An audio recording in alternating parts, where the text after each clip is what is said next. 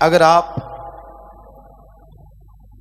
किसी कारणवश दुखी हैं, आपको टेंशन है, कोई परेशानी, कोई बीमारी है, कोई घरेलू, कोई पारिवारिक समस्या है,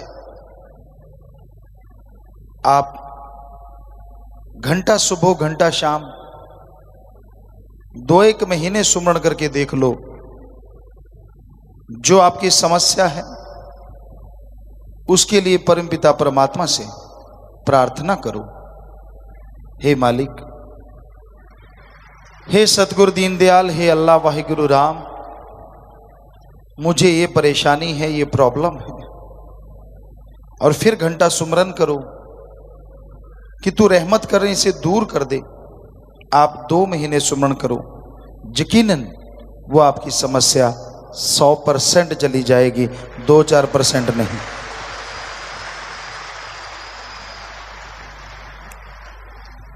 फिर भी कई बार जीव कह देता है,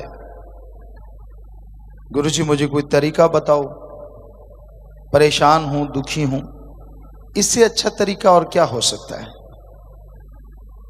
और सब चीजों के लिए है, दुख है, बीमारी है, परेशानी है, कलह कलेश है, घरेलू समस्या है, बस घंटा सुबह शाम सुमरनी तो करना है। लेकिन इस कलयुग में यह देखने में आता है कि लोग सुबह शाम सुमरन नहीं करते, पेट फड़वा लेंगे यानी ऑपरेशन करवा लेंगे, महीनों महीनों चारपाई पे लेटे रहेंगे, दुखी होते रहेंगे। कईयों का टट्टी पेशाब पाइप के द्वारा होता रहता है, वो करवाना मंजूर है, लेकिन घंटा सुबह और घंटा शाम सुमरन नहीं करते। कितना आसान है अपने दुख दर्द बीमारियों को खत्म कर लेना, और वो भी ऐसे घोर कलयुग में, यहां हाथ को हाथ खाए जा रहा है। हम देख रहे हैं इर्द गिर्द दूर दराज लोग गर्ज से बंध गए हैं। गर्ज है, स्वार्थ है तो प्यार मोहब्बत करते हैं, और गर्ज अगर नहीं तो सलाम, नमस्कार, सत श्री अकाल नारा लगाना भी पसंद नहीं करते। ऐसा घोर कलयुग का समय चल रहा है। हर कोई मतलब परस्त, स्वार्थी सा बन गया है। ऐसा नहीं है कि निस्वार्थ लोगों का बीज नाश हो गया है। निस्वार्थ भाव से प्यार मोहब्बत करने वाले भी हैं, पर बहुत कम।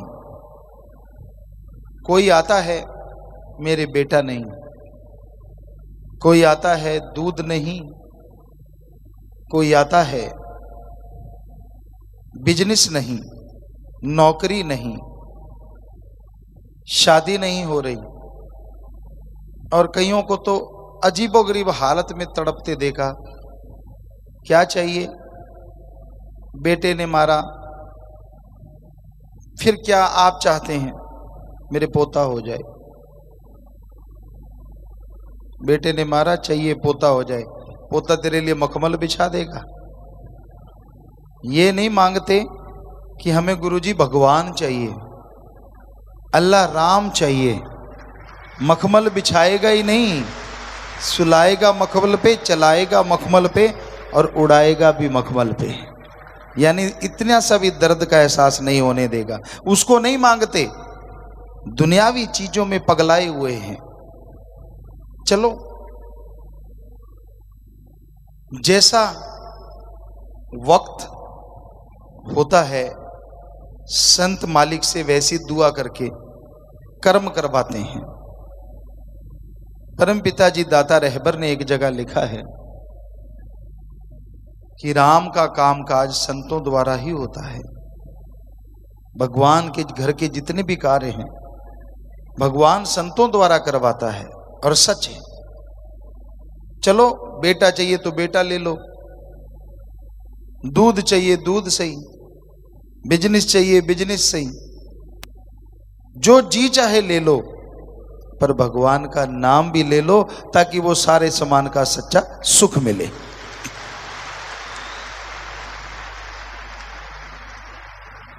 फिर भी इंसान सुमरन नहीं करता, मन मते दौड़ता है, मन मते कार्य करता है, मन के ख्यालों में दिन रात खोया रहता है, निंदा करता है। मां बाप की निंदा नहीं करनी चाहिए, पर मां बाप भगवान नहीं होते। मां बाप भी गलत हो सकते हैं। इस घोर कलयुग में हर चीज संभव है, एक ही असंभव है, भगवान और उसका सच्चा संत कभी किसी का बुरा करते ही नहीं, सोचते ही नहीं।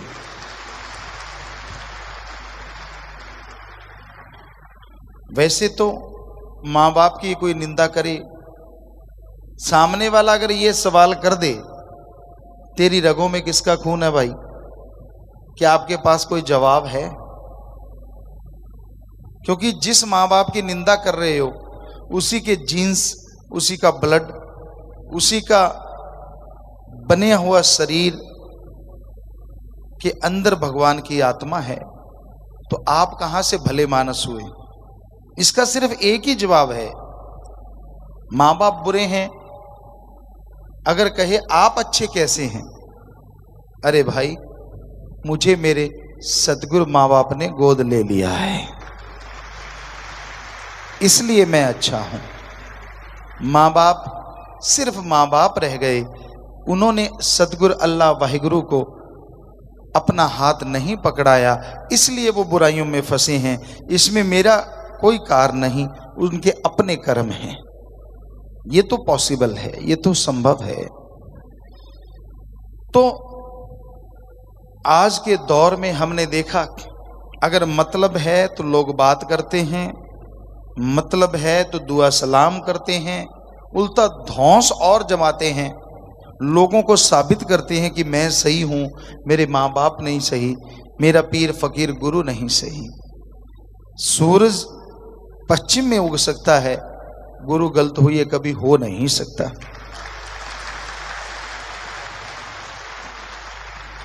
वो जो भी कार्य करता है अपने लिए तो करता ही नहीं, अल्लाह वाहिगुरु राम के हुक्मानुसार, सतगुरु मौला के हुक्मानुसार और सबके भले के लिए करता है। आप सत्संगी हैं, आम दुनिया से बहुत मामलों में बहुत ज्यादा आगे हैं, लेकिन फिर भी कहीं ना कहीं आप जो भी बिजनेस करते हैं, जो भी व्यापार करते हैं, अपने बच्चों के लिए, माँ बाप के लिए, शरीर के लिए, और कुछ लोग परमार्थ के लिए करते हैं। पर संत का परिवार कितना बड़ा होता है। भगवान ने जो भी चीज पैदा कर दी, स्थूल जो दिखते हैं, सूक्ष्म दिखते नहीं शरीर उनके हैं, और कारण देवी देवता, संत पीर फकीर के लिए भी वो सब औलाद होती है जो भगवान की औलाद होती है। आपको अपने घर का फिक्र है, कईयों को विषय विकारों का फिक्र है, धोखा देते हैं अपने आप को, पति पत्नी एक दूसरे को, चलता रहता है ये काम। लेकिन कितने लोगों का फिक्र, 2, 4, 5, 10, 20। और जरा सोचिए, एक फकीर को सारी सृष्टि ही नहीं, सारी त्रिलोकी नहीं, त्रिलोकियों का फिक्र होता है। वो मालिक से दुआ करते रहते हैं, उनका भला मांगते रहते हैं, उनके भले के लिए हर कार्य करते रहते हैं। इतने सेल्फिश मत बनो, खुद गर्ज मत बनो, बल्कि बुलंदी से रूहानियत के जज्बे को अपनाओ। सबका भला करो, सबका भला सोचो। हम आपको गारंटी देते हैं, अगर ऐसी भावना आप पैदा कर लोगे तो आपको सुमरन से पहले ये प्रार्थना नहीं करनी पड़ेगी कि मुझे दुख से मुक्त कर दो, मेरी प्रॉब्लम का सॉल्व कर दो, मेरी परेशानियों को दूर कर दो, मुझे टेंशन फ्री कर दो, क्योंकि ये बुराइयां भगवान आने ही नहीं देंगे। जो भगवान की औलाद का भला किया करते हैं, भगवान की औलाद का भला सोचते हैं, मालिक उनका भला जरूर करते हैं। संत कभी झूठ नहीं बोला करते। संत अगर किसी मुरीद को ये बोल दें कि बेटा तू बहुत सेवा करता है, तो उसमें झूठ नहीं होता, डायरेक्ट एंड डायरेक्ट वाकई वो सेवा करता है।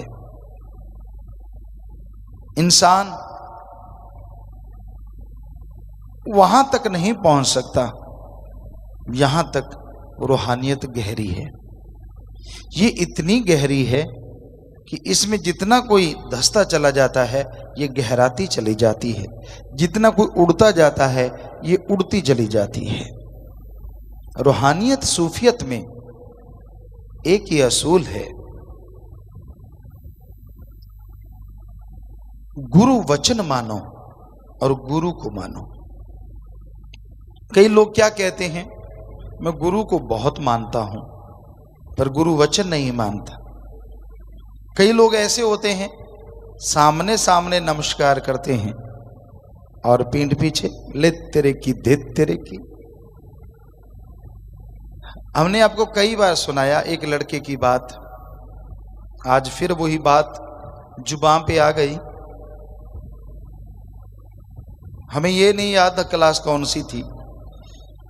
एक टीचर थे, सारे बच्चे बड़े डरा करते थे उससे, उनको बुखार हुआ या पता नहीं कैसे वो आए नहीं। उस समय टीचरों को गुरुजी या मास्टर जी कहा जाता था, तो वो 10 दिन बाद आए। हम सब लोगों ने पूछा, कुछ लोग थे 3-4 गुरुजी के ऐसे सजदा करना नमस्कार करना आदत सी थी हमारी, तो बाकी पता नहीं। तो ऐसे पूछा, गुरुजी आप ठीक हैं, कैसे हैं मास्टर जी आप ठीक हैं? हाँ ठीक हूँ, बुखार था। 4-5 बच्चों ने ऐसे साथ पूछा, एक बच्चे ने भी यूं हाथ किया और वापस आ गया। बड़ी हैरानी हुई, वो बड़ा शरारती अव्वल दर्जे का, जिसे पढ़ाई के लिहाज से कही तो निकम्मा बच्चा था। हमने कहा आज तेरे अंदर भी दर्द पैदा हो गया, तूने भी यार मास्टर जी का पूछा गुरुजी का पूछा ठीक हो। हंसने लगा जोर जोर से। हमने कहा हंस क्यों रहा है? कहता आप क्या सोचते हो मैंने कुछ पूछा? हमने कहा हाँ आप पाँव के ऐसे हाथ लगा के आए हो। कहते नहीं नहीं, मैं तो ऐसे पाँव के हाथ लगा के आया था, मास्टर जी मरे नहीं फिर आ गए। तो ऐसे ऐसे लोग बैठे हैं भाई, किसी का कुछ भरोसा नहीं, पर वो जैसे हर किसी का कोई मालिक होता है ना। आप पंजाबियों को कई बार ये होता है कि जो चीज़ पसंद आ गई, जैसे कट्टा तिंगड़ दे। कई बच्चे कहते पिताजी जब देख लो पंजाब का प्रोग्राम होता है उनकी एक ही फरमाइश होती है, कट्टा तिंगड़ दे किले दे जोर थी। कईयों को तो पता ही नहीं होता क्या है, कट्टा क्या होता है और किला क्या होता है और तिंगड़ना क्या होता है। तो इस बार भी हमें पूछा बच्चों ने कि पिताजी पापा जी इसका क्या मतलब है? हमने कहा बेटा मतलब अगर वैसे बाहर का देखे तो कुछ और है, लेकिन अगर इस मुहावरे का अर्थ है तो उसका मतलब है कि वो कट्टे को इतना मान है, उसके अंदर इतना विश्वास है, दृढ़ यकीन है अपने किले पे कि उस किले के जोर पे वो छलांगे मार रहा है कि मैं गिरूंगा नहीं, मुझे कुछ नहीं होगा, मुझे वो गिरने नहीं देगा, जिससे मैं बंधा हूं वो मुझे इधर उधर जाने नहीं देगा, वहीं रखेगा, मेरे कोई चोट नहीं लगेगी। इतना यकीन है, मैं कितना भी जोर लगा लूं मेरे चोट नहीं लगने वाली, मैं गिरने वाला नहीं, किला उखड़ने वाला नहीं। और अगर उसको आदमियों पे लगाओ कि मेरा मालिक मेरा सतगुरु मेरा मौला इतना जबरदस्त है, मेरा उस पे इतना दृढ़ यकीन है कि मेरा मालिक पूरा है, वो मुझे कहीं भी गिरने नहीं देगा, पूरी लाइफ दोनों जहान में मेरा साथ देगा, मेरे को मान है, मुझे उस पे बेहद मान है। तो इसी तरह इंसान अपने मालिक पे, अल्लाह पे, वाहिगुरु पे, सदगुरु पे दृढ़ यकीन रखता है तो उसकी ज़िंदगी की तमाम बुराइयां दूर होती हैं, खुशियां आती चली जाती हैं, दृढ़ यकीन बनता चला जाता है। तो आप अपने अंदर की भावना को शुद्ध रखो, कभी किसी का बुरा मत किया करो, बुरा सोचा ना करो। तो जैसे वो किले पे कट्टा तिंगड़ता है, हर किसी को मान होता है। गांव में एक सिपाही से हाथ मिला लिया तो कई आस पड़ोस वाले डरने लग जाते हैं यार,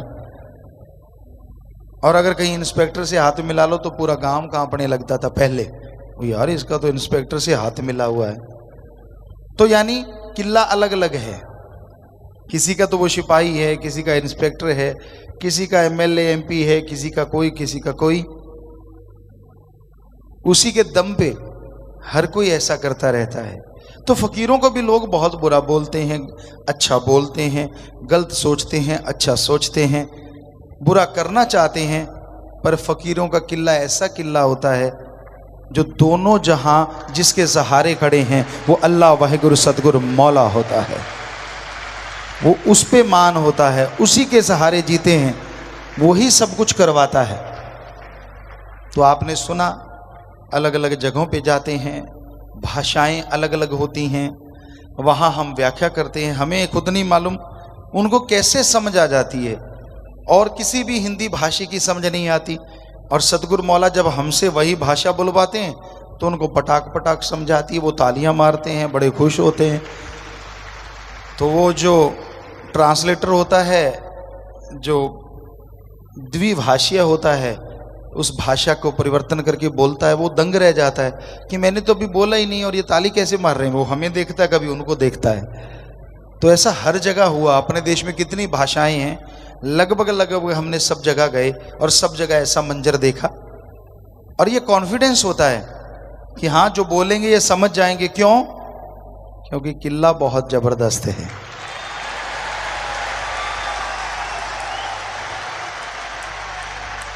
कहते हैं ना, रूहानियत में एक कहावत है, खस्म एक बार बनाना होता है।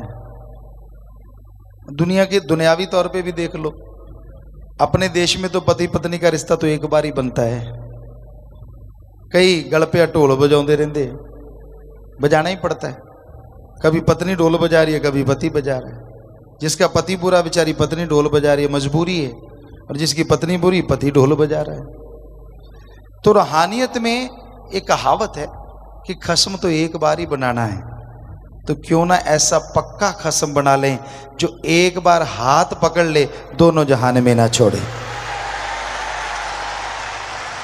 हमें तो हमारा वो खस्म अल्लाह वाहिगुरु गौड़ खुदा राम शाह सतनाम शाह मस्तान मिला है, जिसने एक बार हाथ पकड़ा है, अब बेफिक्री है, अपने आप ले जा रहा है। कठपुतली हैं, अपने आप नचा रहा है। नचाएगा, नचाता था, नचाएगा। तो ऐसा खस्म बनाओ, दृढ़ यकीन रखो, सामने ही सिर ना झुकाओ।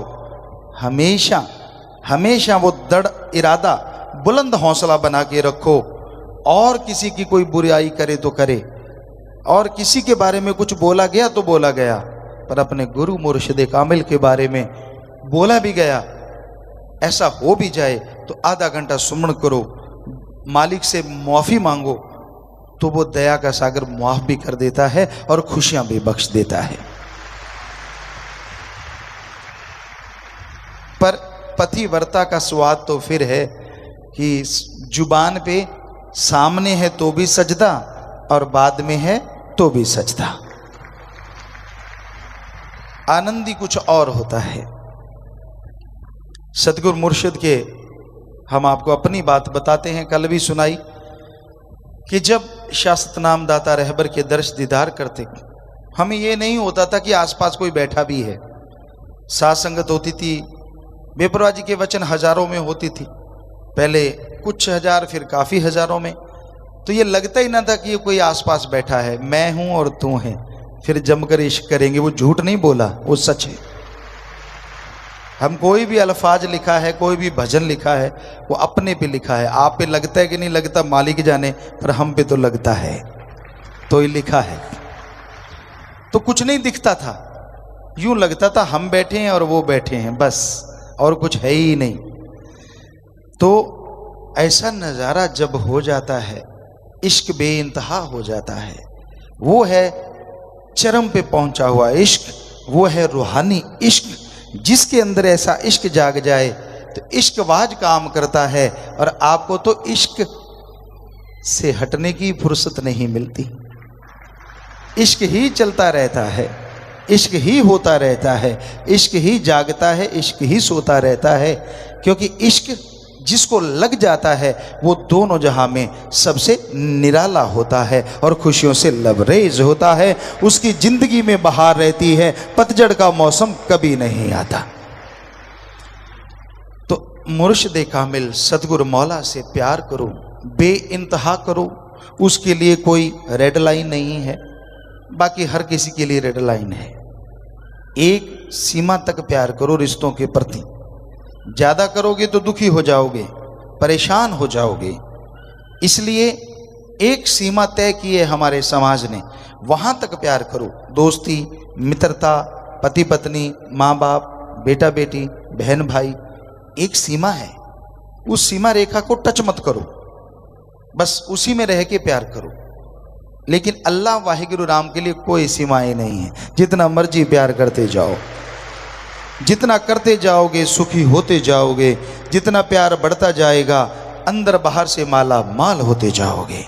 यही एक रास्ता है जिस पे चलते जाओगे, थकोगे कभी नहीं, बल्कि तंदुरुस्ती पाओगे, ताजगी पाओगे और दोनों जहां की खुशियों से माला माल हो जाओगे। तो प्यारी साथ संग जियो, कहीं भी रहो, फिक्र मत करो। आपका साया आपसे दूर हो सकता है। जब अंधेरा हो गया तो साया ही नहीं दिखता, परछाई नहीं दिखती, वो भी दूर हो जाती है, आप अकेले रह जाते हैं। फिर भी ऐसा लगता है नहीं यार दोस्त कोई तो है, चारपाई है, पर जब आप सो जाते हैं तो सब कुछ ही खत्म हो जाता है, आप अपने आप में होते ही नहीं।